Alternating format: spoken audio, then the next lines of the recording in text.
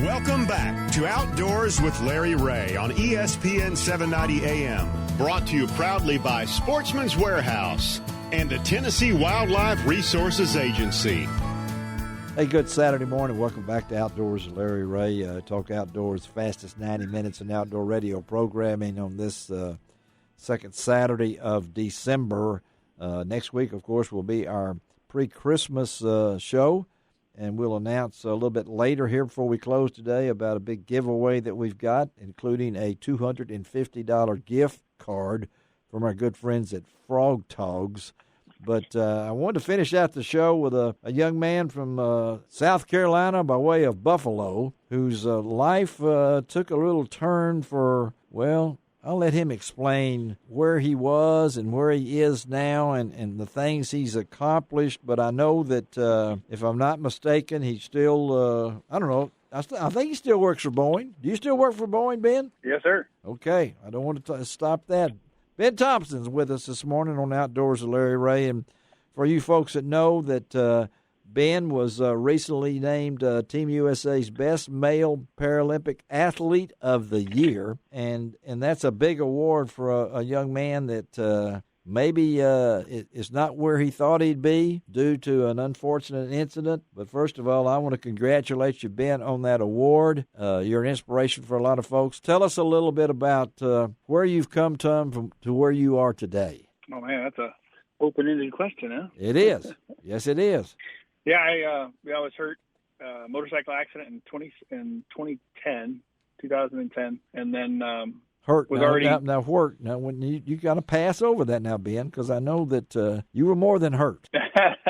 Yeah, I got broken up a little bit, I suppose. I was paralyzed from the chest down, so I've got full upper body of my hands and arms, but nothing below the chest. And you were not really into archery before that, right? Correct. So growing up, I grew up in central Illinois, and I was an avid shooter, hunter, and did do a little bow hunting, but never really got into heavy competition with it. Shot a little 3D with some friends there in Springfield, Illinois, but nothing to this extent. I didn't take it to the level I am now, I would suppose.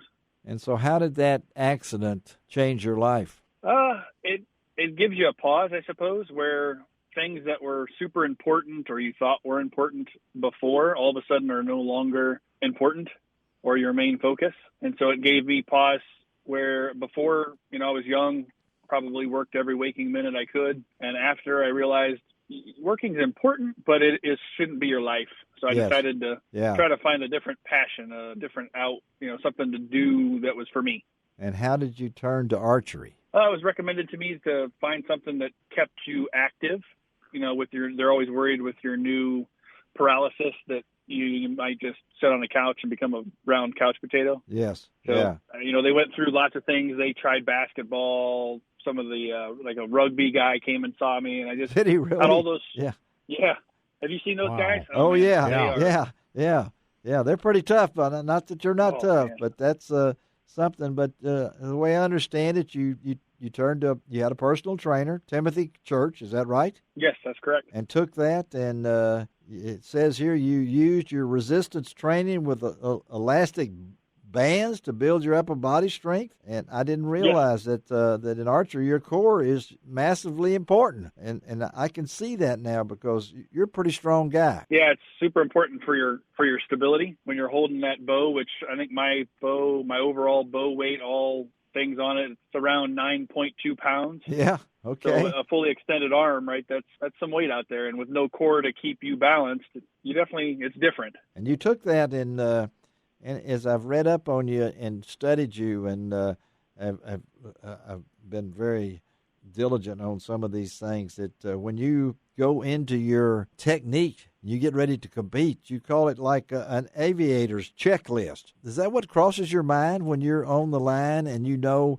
how close you have come to 2019, the World Archery Para Championships, the 2017, the different events you be in? What goes through your mind when you are competing? Yeah, actually, that's exactly how it goes. It similar to just like the checklist. It's something to calm your mind. Yeah, a wandering mind or a mind that doesn't have something to focus on will will essentially cause your anxiety to go up or cause you to lose focus.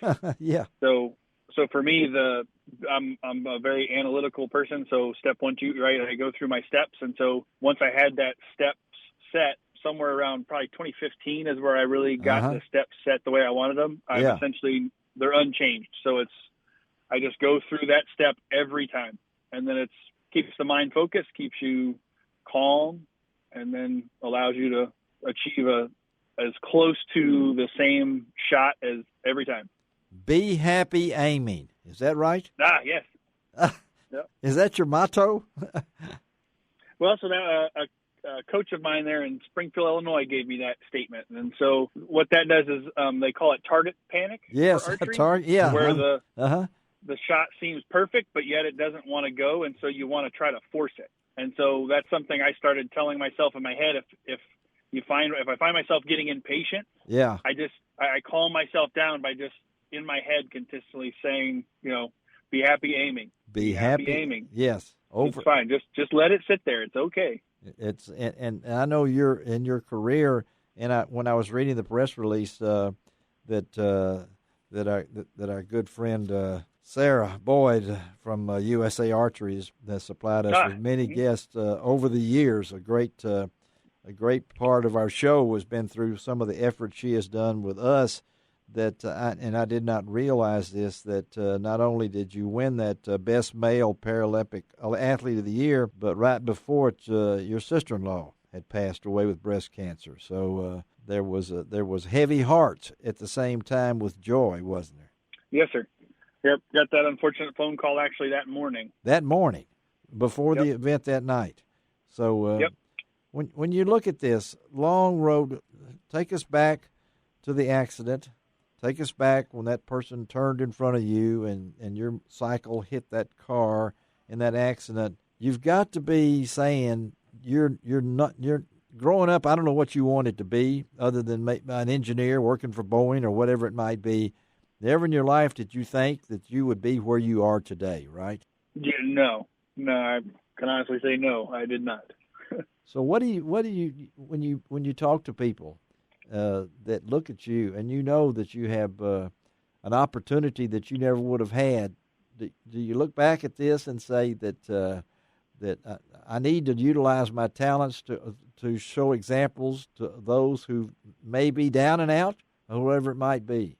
Yeah, I would definitely say that. I look at it as, no matter, how would you define an ability, or how would you define normal, right? Normal is just an average of extremes. That's right, so yes, yeah. Just because at 27 I was a 6'4", 210-pound guy doesn't change my ability now that I'm, an old man and sitting in a chair. It just means I have to work a little harder at things, but I can still do the majority of everything I could before now. Well, I think that's obvious. And what about this award? What does this mean to you to be to win this award as the Male Paralympic Athlete of the Year? It's almost surreal. It's, I don't know, still sinking in, the fact that you when I started this in 2014, you set a goal, you set the visions, you work to it, and when you're working, you work so hard, you almost forget to enjoy your success. Yes, yeah. And so this award to me was kind of like that moment where you get to go, wow, wait a minute, I actually have had a lot of success and have been. It's kind of like an acknowledgement of your hard work, that you did actually achieve what you were setting out to do.